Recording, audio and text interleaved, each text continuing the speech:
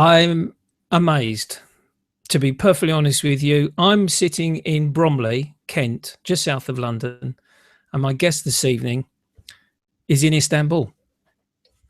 I'm so Hello. exactly this year's. I'm so delighted to have on my show, and this is going to be difficult for me. I hope I get it right. Elif Suyabatmaz. Welcome to the show, Elif.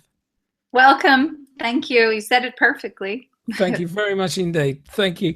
I first came across your work when you were interviewed by Eric Kim in some kind of bar stroke cafe, maybe in Istanbul, chatting away about street photography. Yeah. And just listening to you guys talking, which was truly amazing. But the thing which amazed me more than anything is what we're going to hold back for our guests, because there may be a few people that don't know who you are and what you produce. But effectively, Elif, as I always start off, I know I've just said where you're from, but whereabouts in Istanbul are you situated? Well, I'm on the European side. And I've, actually originally I lived in Ankara, but now for the last almost 20 years, I've been in Istanbul. So, lovely. How far are you away from the Galata Bridge? Give me a. Well, I live a little bit on the outside of Istanbul, right, because like a suburb called Göktürk, but generally I take a bus and I'm right at the bridge. Fantastic bridge. I just cannot believe I was there. I think it was about 2 years ago. I just couldn't believe how many fishermen there were off the side there, and all their rods hanging out, and just it's a chaotic place. This chaotic place, exactly right. Elif, how did you get started in photography? Well, when I was I can say this: my father and mother they had a little dark room actually, and they printed their own photographs on these very old Hungarian paper, photo papers, and they were those papers were not like the Ilford papers. They would dry up like this. All right. So when I was little, I remember going into the dark room, but my main time was at university. After second year, we started to seriously take photographs because I studied graphic design, and during that education, I got to go and learn to shoot on medium format, large format, and 35 millimeter. And we did most of our projects through photography. So this was film. This is we're not obviously medium and large format. It's obviously film, but you were. Yes. Oh yeah. When I was in university, there was. I mean, the digital was. I'm talking about like 1992. I was going to say, don't go there. I'll accept 1990-ish. Yeah. Don't say any more. But no, you see, isn't it amazing though how this period of digital photography that we're in, how fast it's gone. I remember my first digital camera was in 2000, and in just those 15 years, the pace of what we're experiencing now with our cameras is truly amazing. And I too, like you, I did 35 millimeter photography. I didn't ever touch a large or medium format. It's something which, to be perfectly honest, didn't interest me. But I'm amazed at the pace of the way photography is going, and also the interest in photography. It's just multiplying by the day, isn't it? It's amazing. What was your first? Now you've actually, in fact, done a very good link there. Your first recollection of a camera. Then, what was your first camera that you ever used? Can you remember? Well, I know that during my school years, my father, he had a Minolta, okay, but and a Pantex, but my uncle, I mean, those were my father's, and he was like, that's mine. You can't touch those. Yeah, so I was like, okay, but my uncle gave me a Nikon FE. Wow. A couple of lenses on it, and I went through most of my school and then later years with that, and then it got stolen in Mexico. So that's a shame. Yeah, but that was a great 35 millimeter camera, wasn't it? The Nikon FE. I had an FM2 and an FE2, and they were great cameras. absolutely Yes. superb. They were built to last as well, not like the ones today. No, It's yeah. no real upgrades coming in all the time every 6 months. Now buy the FE2 Mark II or 3 or 4, whatever. It's crazy, isn't Yeah, it? I that's why, because I can't keep up and I'm Yeah. not so technical, even though I went through all the technical stuff, during my education and later Mm. on. I'm very much, that's why I chose an iPhone. Yeah, exactly In right. the end, I'm You so shouldn't have bad. said So. that. We were going to talk about gear next. You shouldn't have said that. Oh, So okay. yeah, let's talk about the gear, because this is what I found so interesting when you were talking to Eric Kim. They were talking about is showing your images and everything, and then he says, "Show me the equipment that you're using," and you showed the iPhone, and I was bowled over. But the main thing, now let's talk about, because I know what we're going to talk about apps, which is the main situation. Let's talk about the camera first of all. It's the iPhone. What version of iPhone have you got? Well, I've got a 5S, but I think the main thing is the software. I Yeah. use a Hipstamatic software, and it's kind of like a simulation of film, Yeah. but it's very kind of nostalgic simulation. And you can find different lenses and film combos there. Yeah.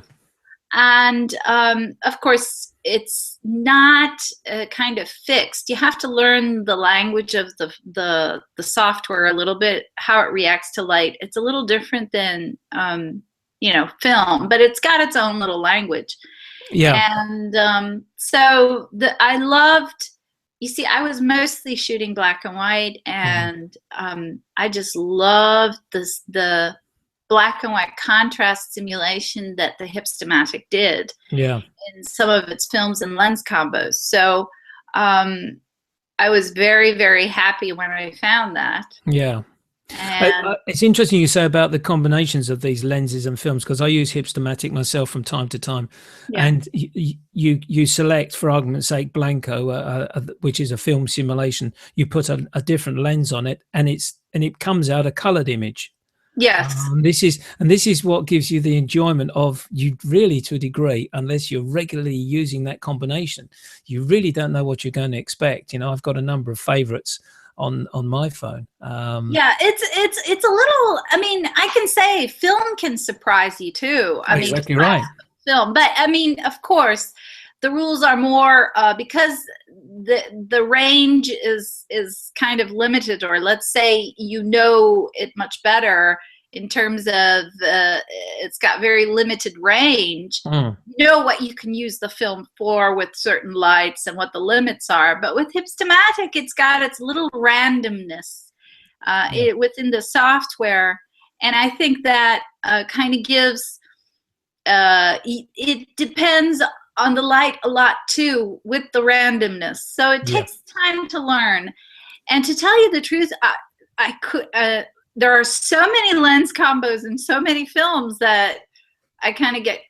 I'm like, okay, well, I'm just going to do this for a while and learn that. Exactly right.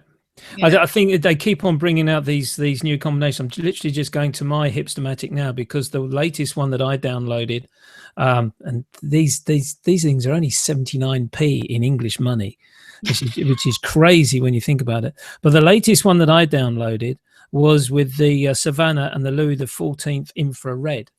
Now I took a couple of images with that, and it comes out just red basically, and a little bit of pink and a little bit of orange, and you think, well, yeah, okay. This was going to be my question. Once you've made the image using your Hipstamatic, do you then edit that image? Well, the software? only thing I do is, just like film, it kind of puts like a brand name border on most of its films. Yep. And I removed that in Snapseed, which is cropping it off. Yeah. And other than that, I think because of the way the software is, it's a little bit difficult to edit afterwards. It doesn't have that tolerance that much, in my opinion. Yeah, I understand that. Yeah, so you wouldn't get to edit it later on so much, but there are really talented people who can do that too. Yeah. So, but I usually don't. It's interesting because this particular the latest combination which I bought, I did in actual fact. I took a photograph just of my office, and I noticed I put it into in actual fact, it downloaded straight to my Google Plus account, and I edited it in Google, and I got a very good sort of close to, not an exact replica of an infrared image, which Yeah. is the effect which I was looking for to use at a later date. Let's talk specifically though about your combinations which you really like to use. I know of one, and because I copied it. I think it uses the John S lens with the AO-DLX Yes. combination. Yes. What other ones do you use, Elif? I use black keys with John S. Sometimes I use Jane too, but generally it's these two, AO-DLX and John S, because it gives really dark contrast. Yeah. And so those two really work for me. Yeah. Generally, I don't really change. No, I can understand you saying that actually, because looking at your work, which we're going to go to screen share in a minute to have a look at your work, I think there's one of the faults that I have. I've got so many favorites on the Hipstamatic app. I don't know which one to use. So I end up taking. It's like the cameras. I mean, I'm sorry I bunched in, but it's like the cameras, you know. I mean, you've got so many lens alternatives, so many cameras. It's just about what language you want to use and what you want in the end result. So it's you know, it's very diverse. So it's just the same. Did you ever, from 35mm, did you ever get involved with a DSLR type camera or rangefinder camera of that nature? Any digital work that way? Well, I did have like this Nikon D70 and stuff like that, but to tell you the truth, I never used them to, you know, produce some sort of artistic visionally used it. I used it mostly like snapping family photos and stuff. So yeah. And when actually did you decide to go with the iPhone? What hooked you into the iPhone? Well, as I said, I also did an internship in New York after I graduated, and during those months when I was working there, I really loved to use a 3200 ASA film or push the films and create contrast and grainy and whatever. And then later on, I didn't have a dark room, and I was going through my career, and I kind of quit photography for a while because I had to work. And then when my kids came along, I was like, okay, well, I can, and when I found out about Hipstamatic and saw the similarities of how I would shoot, you know, I went to Cuba and New York and had exhibitions with that black and white film photos. And then when this was simulating the same thing, I was like, okay, well, you know, let me use this. And and it's there with you all the time, isn't it? They always say the best. Well, it's very discreet. I mean, I don't have any obstruction with my subject, and I bet you don't. And I'm not such of an upfront person, and it's good. I'm sneaky. Yeah. A sneaky street photographer. Yeah, well, it's an advantage, I'll tell you. See, it's interesting you said it, because I just wanted to show you generally my camera that I use, which is the Fuji XE1. Yes, and I also use the X100S. Yes. And I'm so pleased that I've got that now, because it is inconspicuous as regards to similar to what I used to use a Nikon D200 or D50. A little bit sort of big in the hand. But you're right, because so many people now are going around with their smartphones. They're even using what they call now the selfie sticks. And it's accepted. So if you're going around taking your photographs, you're not getting in anyone's face, basically, are you? You are. And you're not really to a degree being sneaky about it. You're just taking, you're being observing. That's the way to put it. Well, you see, I think the iPhone brought real democracy to photography. Yeah, it's a very good point, actually. I know it sounds funny, but it sure did. And this kind of annoyed a lot of people too. Yeah. But at the same time, people really, not only the iPhone, I'm talking about mobile phones in general. Exactly right. Any smartphone, really. Everybody has it. And Yeah. but this doesn't change the common vision of artistic photography. I mean, photography in terms of, certain ways of seeing. I mean, of course, technology has a language of its own, and it does affect, and photography is changing. But it's not like, if everybody has it, it doesn't mean. I think it's good. No, it's actually fantastic the way it's gone, and as we're very fortunate now, I'm going to go to screen share in a short while. There's so many now, so many social networks that are available for us to share our photography. As we've said, Facebook, Flickr, and Instagram here, which is your big favorite. What I'm going to do is going to share here now, and then after we've done the share, I want to talk to you about the Tiny Collective, because that is just a fantastic link and creation that you've got going with your fellow iPhone users around the world. Yeah, I think. So what you should be seeing now is a full screen of your Instagram page. Is that right, Elif? Can you see that? Not yet. I couldn't see it. Maybe okay. I've got some. How's that? It's not coming up. Hold on one sec. I have a tendency to do this now and then. So let me close it.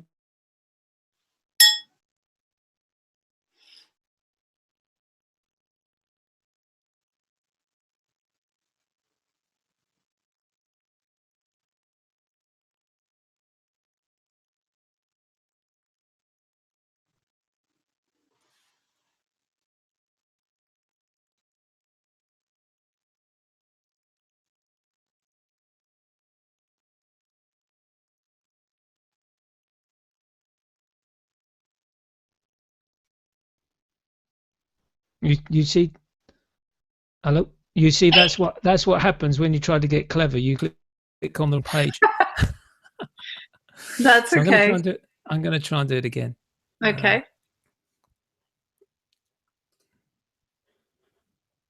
So.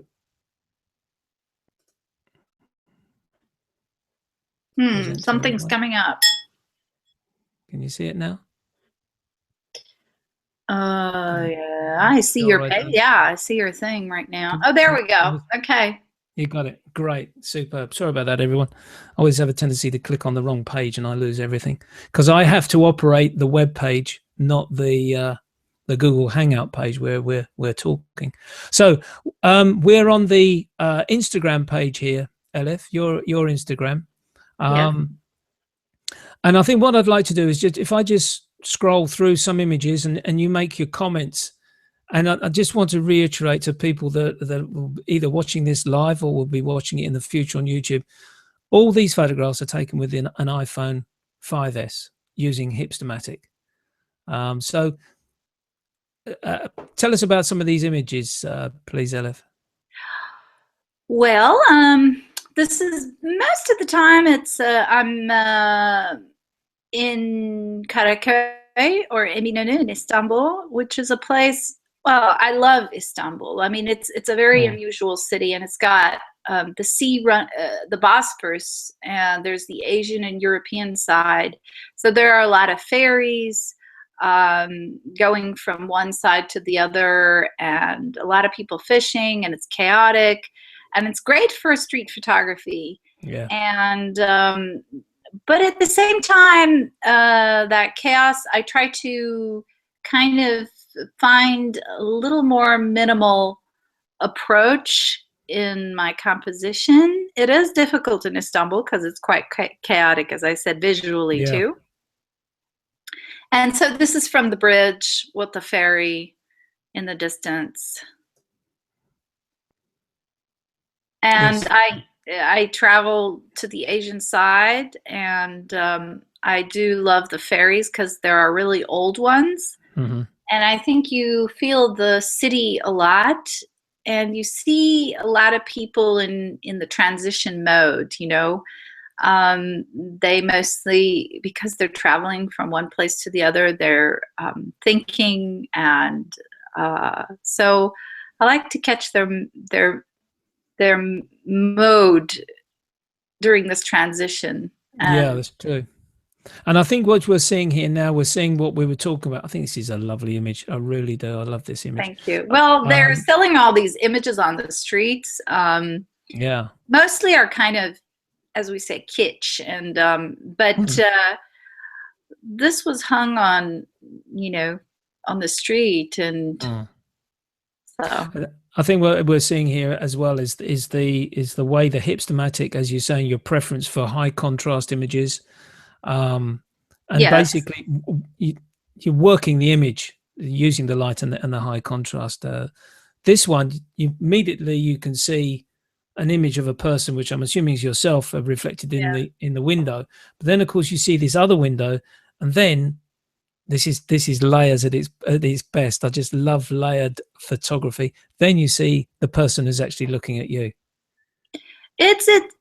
Well, the last couple of months I've been doing a lot of self reflections, Yeah, but I think it became I mean, I see a lot on the Instagram too. yeah, Um, but it's fun to try, and it's kind of in between, like you catch the moment and then you can be in the moment, and you can manipulate the situation. mm, Maybe it's not exactly me, but it's about the subject. And yeah. I agree with you. We are seeing quite a lot of this style of photography. Actually, I don't know whether I don't know whether it's maybe a case of the Vivian Mayers of sort of that sort of style has sort of caught on, and people are doing. sure, Can I just ask though, from your situation, where actually is the camera situated when you're taking this image? Are you holding it down at your it's waist, or have you well, got? as you can see, actually the camera lens is exactly on the window.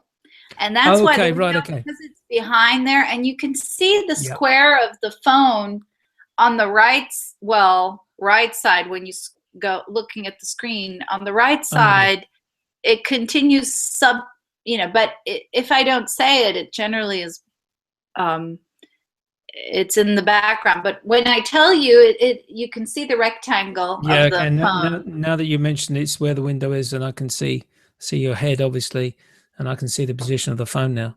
And I tried to position the window as one of my eye.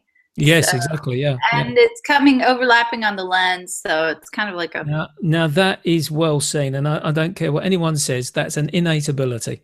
There's a lot of people that would look at this opportunity of a photograph and just take the photograph, boom, and walk away. But you've seen that. Um, oh, crikey!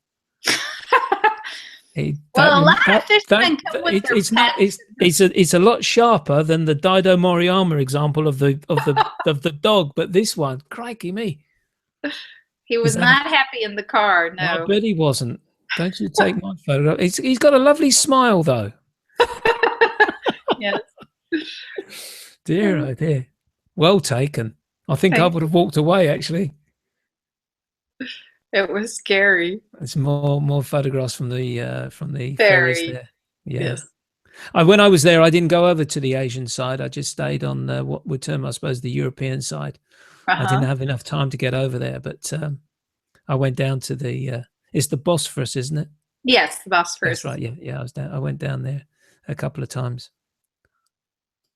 Well, a lot of fishermen and stuff Yeah, exactly. get their things all wires up, get hooked on the bottom part of the bridge. So they come Mm. down and they untangle their hooks and then go back up. It's kind of Is that dangerous from for that? people who are It walking is. on them. Well, because it's a very. Is that what that guy's doing there? Yes, Wow. he's on the bottom part. You see, on the Yeah, bottom part there are cafes, and on the top that's part right. the people are fishing, Yeah. and it's the road, and so this guy was trying to get his hook off of the a rope. Yeah, exactly. I must be honest, it was one of the, I suppose, and I wouldn't say Istanbul is where street photography started for me, but it was probably one of the first cities where I plucked up the courage to ask some guys if I could take their photographs. And I've got 3 or 4 images of the fisherman with the mosque on the hill there in the background. Yes, the new mosque. Yeah, exactly. Unbelievable. And this is unusual. This is a color image, which again, I don't do much. You don't do much, but boy, when you do it well. This is very interesting. Can I just ask you, we're going to talk a little bit more about your exhibitions in a second, but when you actually exhibit your work, what size of print are you exhibiting? Generally, you can get a good print. Well, I'll say there are some printing places that can print really good prints. I mean, and big ones. But I'm talking about on Hahnemühle paper with very good quality. You wouldn't be able to separate that much with the naked eye. Any problems? It would be probably 40 centimeter by 40 centimeter, which most of my exhibitions I do. Really? 40 by 40. That's amazing, because I thought you were going to say something like a 210 square, because the Hipstamatic produces a square image, doesn't it? There's no portrait or landscape image. Yeah. So you can get up to 40 by straight from the camera, or are you manipulating that in some form of a okay, they do manipulate it a little bit, like enlarging it, but it's not something that they really work so much. They just kind of enlarge it a little bit, and then but 40 by 40 really works well. I mean, a lot of people, I didn't emphasize iPhone at all in my exhibition that I had last year, and people bought them, and then later on, or buy it before they bought it, or it all changed, and during that time, when I told them it was an iPhone, they were kind of shocked. So yeah, exactly, they would be. But I didn't emphasize you don't say, "Oh, this is a medium format exhibition," or "Oh, this is a Leica exhibition." So I don't say, "Oh, it's an iPhone exhibition." No, exactly right. No, well, it's a camera. I'm just surprised. Like for instance, you take Michael Kenner, for argument's sake, who uses medium format with his Hasselblad camera. He's generally producing an image of between 6 and 7 inches square, which is what's that about? Well, that's under 300. That's under 30 centimeters. That's around about 200 millimeters, 20 centimeters. Square, and you're doubling that size using an iPhone, and no, there's no way that you should say this is an iPhone exhibition unless there's a particular reason for you to be doing it. I think what really we're seeing here is obviously the photographer's eye, but at the same time the quality of work which can be created by what in actual fact is such a simple camera. Yeah, it's just this to me reminds me. This type of photograph here reminds me of a Brassai type style. And well, they were kissing in the cold, and I was sitting inside a minibus, waiting to go to a place, and because the minibus has to fill up with passengers, and they don't move. Sure. So I was, So they were happy with what they were doing, and you were happy with your results. Yes, what I got. That's great.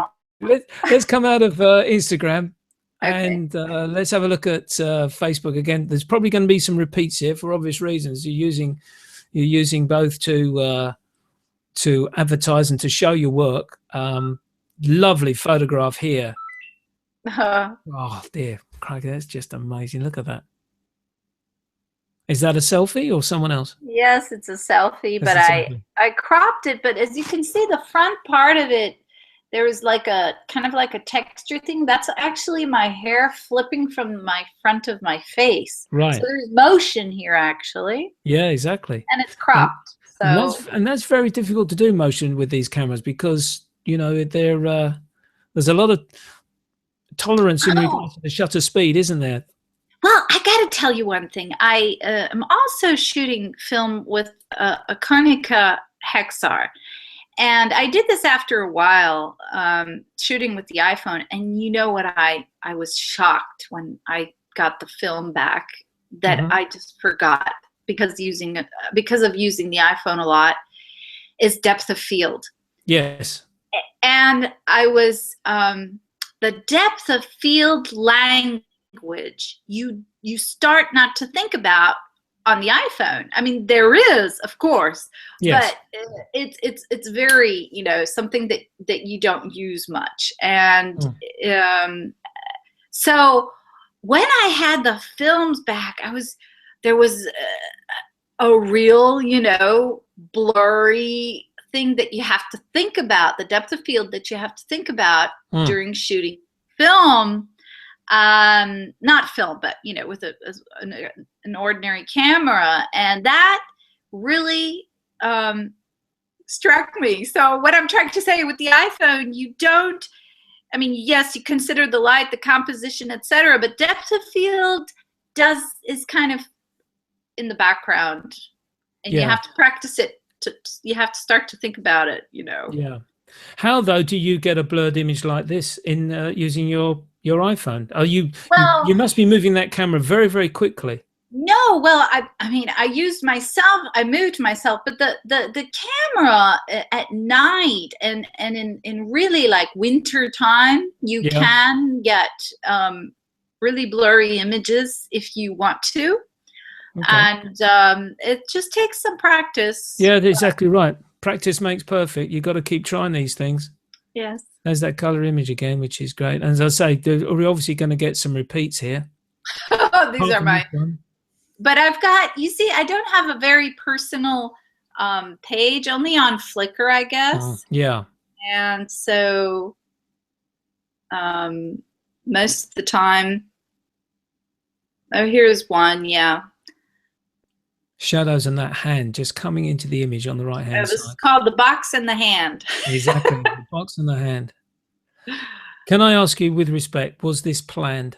No. I was going to say. There was a this is the street, and it's early morning and winter light, and I took a couple of shots, and the guy was passing by, and I just, you know, liked the hand there. Yeah, well, it makes the image. It makes the image. Here's another one. Yeah, exactly. Yeah. This was from a car. Yeah, until then the car. Yeah. And he's shielding from the light, and you got the shadows. Yeah. Well seen. Well seen. Thank you. Oh, this was. Sorry, I'll go back. No. There was an Iranian group. They're called Ruse on Instagram. They're like a collective. Yeah. And they had a theme called Tree for 1 month, and I wanted to contribute. So I like the guy smoking and the light in the background. Yeah, exactly right. Yeah. I want to ask you about Beirut, because you went out to Beirut for Tehran, in Tehran. Tehran, sorry, Tehran. That's right. I remember. Well, it was an incredible experience. Very nice people. I was welcomed very nice, and then he came. You see, here is Akko Salami, and they came to Istanbul after I visited them. Fantastic. And I took them on the ferry, so this is his photo. And he's using his iPhone as well. Yes. Yeah, these are the friends that came for a visit. Yeah. Great. Okay, I'll come out of that one, and now I'm going to go to the Tiny Collective. Let's talk about the Tiny Collective, Elif, because I think this is an amazing little group that you've managed to develop and get put together. And when I originally came across the website, the way each individual has either made a little blog or has done a video of themselves with describing the work and what they enjoy the most, I think it's a very well put together website. How did the Tiny Collective come together? Well, I mean, the story is, I think Crispin and a couple of more people were kind of, one was shooting the image, and then a couple of people, like one from New York, Diana, they decided to edit the photo on the iPhone with one image, and it was like a collaboration. And then they posted the images with one single image. They tried to edit all of them differently, and they were kind of putting it out there.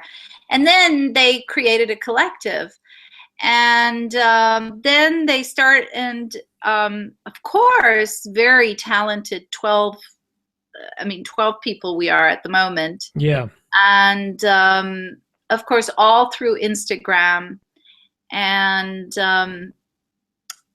so when they saw my work, they invited me, and Right, I joined them. And I think what you can see in Tiny Collective is, what can you do with an iPhone? Exactly. Right.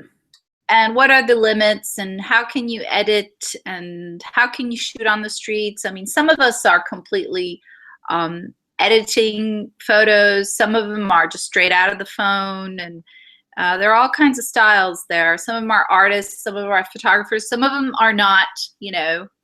The key is we don't, you know, we chose each other based on our work. And so I think, I suppose really the best way to probably describe it is I'm going to come out of Tiny Collective now, and get back. Oh, me. Yeah. I think probably the best way to describe the Tiny Collective is sort of like a Magnum type style of setup. But Magnum was really set up as on the photojournalistic side of photography, obviously set up by Kappa and his friends, and then Henri Cartier-Bresson, and on it went from there effectively. But the Tiny Collective, just keeping, as it says, tiny, keeping to those 12 photographers, using the iPhone to create art. Of course, there must be some photojournalism in there as well, from what I've seen. Some of the guys have done. Well, I mean, Richard Coche Hernandez, he's an associate professor in Berkeley. He's one of our members, and of course he's teaching in journalism, and he was a journalist. But his photos, as you can see on Tiny Collective, are not, you know, they're not at all photojournalistic.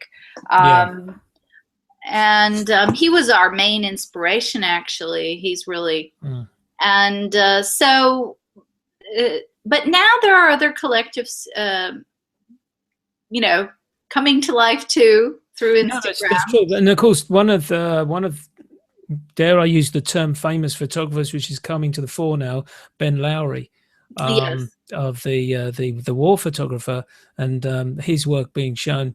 And a lot of his work, I know he uses DSLR from time to time, but a lot of his work is using the iPhone or some sort of smartphone, isn't he?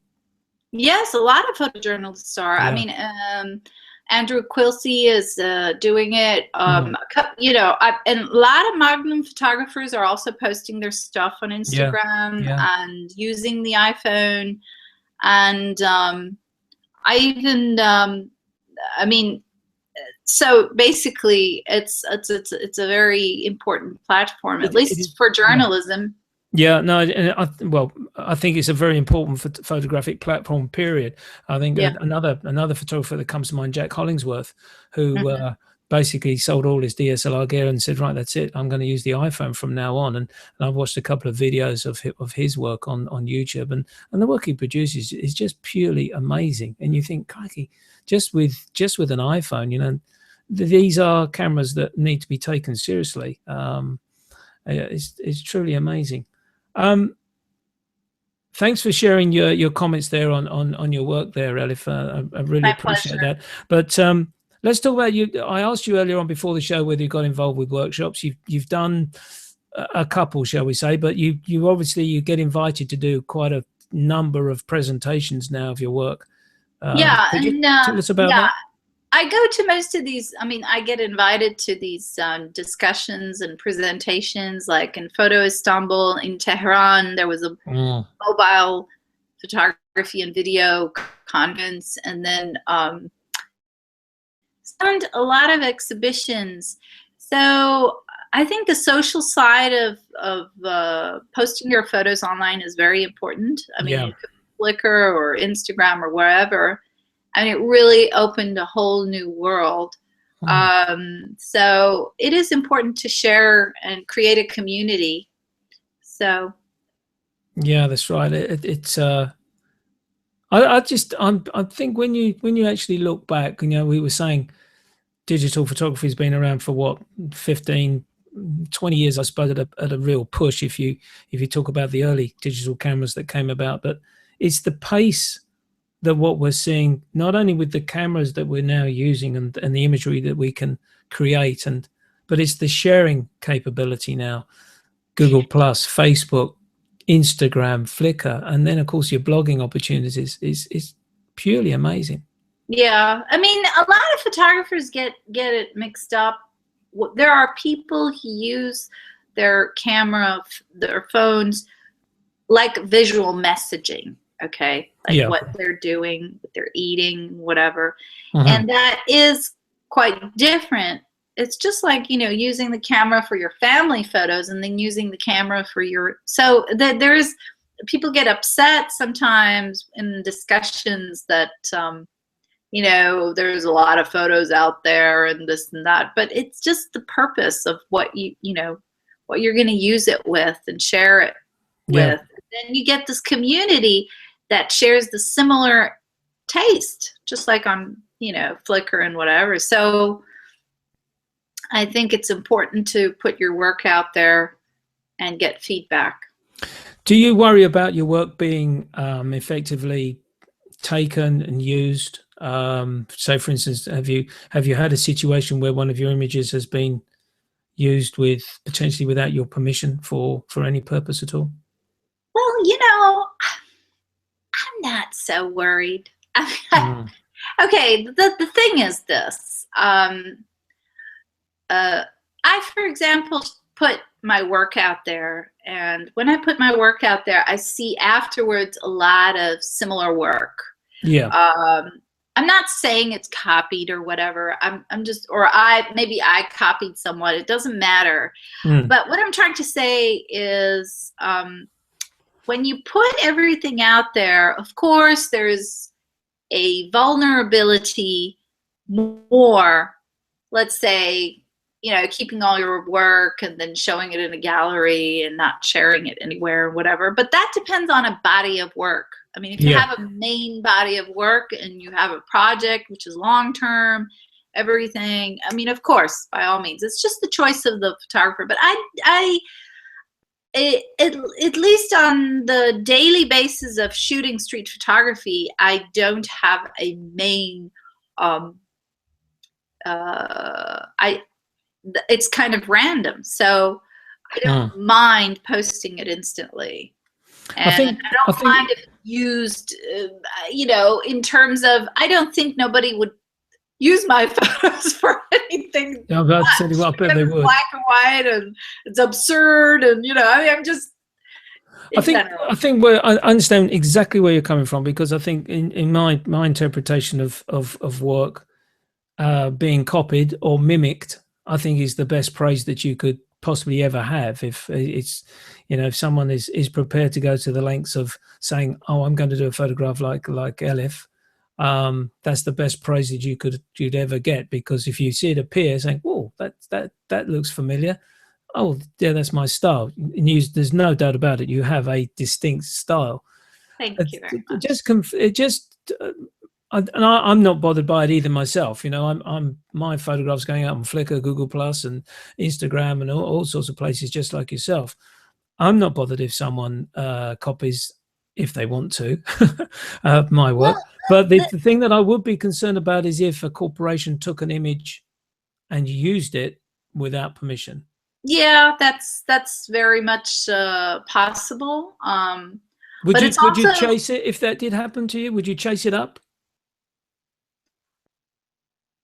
I mean, of course, I guess it depends on who did it. Yeah, sure. Why they did it. I mean,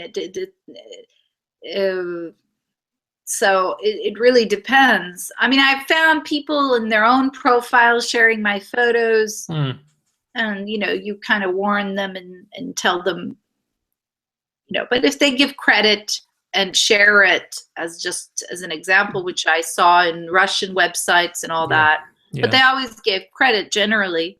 Well, that's the main thing. As long as the image that is being used is given the credit that it deserves, then there's no real major. Pinterest, I think, is a classic example where someone said, I like that image, they put it on their board, and of course it is credited immediately to the photographer that's taken the image in the first place, isn't it? Yeah, and I mean, if it's like a commercial thing and they're earning money over it, of course it's important, but other than that, it's, I mean, for me, I think most of the photographers are kind of worried about their visual language being exposed and then imitated. But photography is mostly about the subject. And it takes a lot of body of work to show your visual language, your own distinct self in photography compared to any other art form. And so I think everybody has a good image and everybody has a bad image. You know, a bad photo and a good photo. But do you have a body of work? Do you have a consistency? That's what distinguishes a good photographer, in my opinion. Very true. Consistency of work, and also which becomes consistency of work, which becomes sought after and followed, and that's when you get an opportunity to do something like an exhibition where in a gallery where your work is shown and hopefully bought, and that's when it all comes together for the person. The reward, basically, at the end. Some would say the reward is putting it on a website and it being enjoyed and watched and liked and shared and whatever. But I suppose at the end of the day, if you get a chance to sell your print, that really is the cream on the cake. All artists, I think, have pleasure in that. Exactly, I'm sure. right. Exactly right. Kind of artists. Yeah, they do indeed. Have you ever had any problem on the street taking photographs? Well, I'll tell you. I mean, Istanbul is heaven for photographers. Real heaven. I mean, you got the chaos, you got the light, you got the people who are mostly okay. I mean, around the world when I traveled to, I didn't have a big problem. But I'm not a very, going up to the guy in his face, and I'm not very much, unless it's a really unusual situation. So in general, I think when I think about it, I never had any problems. No. You didn't have any problems in Tehran or anything of that nature? Because I'm getting, Okay, well, Tehran was a little bit of a different story. I was going to say, because there must be a difference there, a lady walking around taking photographs. Well, I had people who joined me, which was very important. And second, I didn't use a DSLR camera. I used the iPhone, and I think everybody has that. And as I said, it's kind of you blend in. Yeah. And people were not at all. I mean, as long as you don't take photos of the police and the military and whatever, it's like every other country, I guess. Sure. Probably. Yeah. But the people were very nice, and I did take quite a bit of photos, so I didn't have any problems. I think it's the common sense, isn't it, when you're taking photographs in a country which maybe you're not familiar with. As you quite rightly said, you don't take photographs of the police or the military if they're roaming around. You effectively will be asking for trouble in those situations. Sure. But my main question was with respect on the basis of you being a lady walking around in how can I put this? A Muslim country, which is probably different from Istanbul, because it's you're quite an open European type city there. Yes. But you get the difference in the religion and the religious sort of connotations between the women and the men on the streets. Sure. Well, in general, I mean, in photography, you don't see a lot of women. I mean, when you look, even in Europe, don't. That's true. I mean, I'm generally speaking, it's not a. There are not a lot of women at least street photographers, etc. It's getting there, and then there's a lot of young generation, but there are advantages, and then there are disadvantages. So, I mean, for example, even in Istanbul, there are areas where you go, you have to, you know, be careful, just like in any other city. Yeah, exactly. But generally speaking, so far so good. I never had any problems. I had people coming up and saying, "What are you doing? Why are you, you know, taking a photo?" And I'd say, "Oh, I'm just taking, you know, this," and you know. I'll be honest with you. I've had that in a town just on the east coast of the country. I took a photograph of a gentleman that was doing a sketch or drawing, and I took the photograph. He was sitting under a yacht, and he came storming across the other side of the road. And he said, "What the hell do you think you're doing?" So I said, "I've just taken a photograph of you in the boat." He said, "Delete it." So I said, "Okay." So deleted it and walked on. Sure. Some very, very strange attitudes. But he probably wouldn't have stopped me if I had my iPhone. See, there's yeah. Thinking, I mean, he's got an iPhone. I can't do anything with that. Well, sometimes you can behave like you're not taking, you know, you're taking something else. Oh, yeah, that's the classic one. Yeah, point the camera. You know, a lot of tricks in there. Yeah, exactly. Yeah, there's loads of tricks, isn't there? Yeah, we all know the tricks. The street photographers. It's all right for the landscapers. I'm just taking the lovely scene, you know. Yeah. There were, for example, wedding gowns on the shop windows, and a lot of people didn't want me to take photos of the wedding gowns because they thought that I would be photographing the styles of the wedding gowns and steal them. Oh, right. This is in Tehran, yeah? No, in Turkey. In Turkey. Oh, yes. They thought that you were going to. So, but actually, I would be taking the mannequin, you know. But you can't tell the guy, you know, he's like, "Why are you shooting? You know, why the mannequin? You know, and all that." You're stealing my design of dressmaking there. Crazy, isn't it? Come to that part of the show. I asked you before if you could think of your favorite photographers. I think I got you thinking at the time. I'm not going to pin you down to just one, but I think I'm hoping that you got a couple that you might like to talk about. Well, I said, and Eric Kim too. I mean, I say it most of the time. I love Metzger and Ray Metzger, and he passed away, but he has great graphic black and white photographs. Some that are from the street, but they're just. I would love to take photos like him. You know. And sorry, his name is Ray Metzger. Metzger. I've never heard of him. And he's from Philadelphia. Oh, really? And, yes. And he's got really interesting photographs. They're very graphic and black and white, and but they're street photos. Lovely.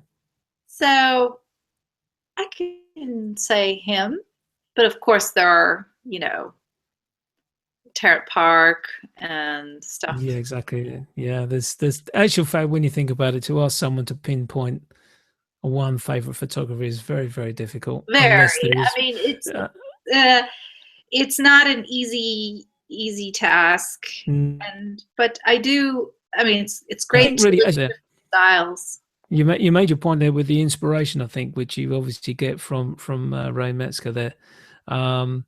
I think that's when it crosses the boundary, when it's easier to talk about your favorite photographer if you use that individual as your inspiration.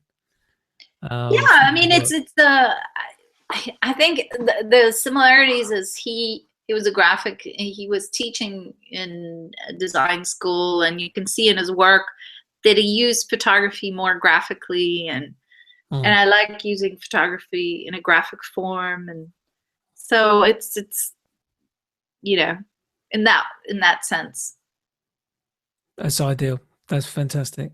Elif, I just want to thank you once again for joining me this evening. Thank you. It's been a long time in the planning. I know we've chatted on Facebook and emailed one another for a number of months, and it's well worth the wait as far as I'm concerned. And thank you very much. It's my pleasure. Thank you for joining me. It's fantastic. Well, there we go, folks. I'm going to be talking to Elif a little bit after we finish the show. But as you know, my sign off for each show is leave your camera bag at home. Well, the one thing to remember, if you got an iPhone, you don't even need a bag. So let's just leave your camera bag at home. I wish you all a pleasant evening, and I'll see you next week. All the best to you. Bye for now.